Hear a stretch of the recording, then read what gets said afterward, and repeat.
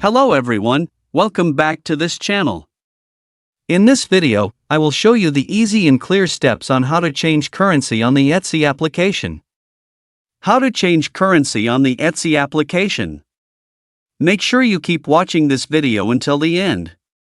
Let's get started right away. Firstly, open the Etsy Store app on your Android device. This is the initial screen of the Etsy Store app. Next, tap the profile icon in the upper right corner.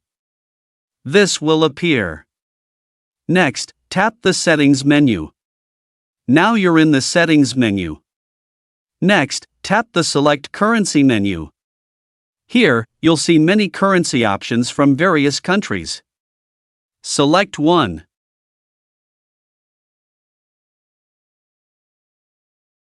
You can see that you've successfully changed your currency.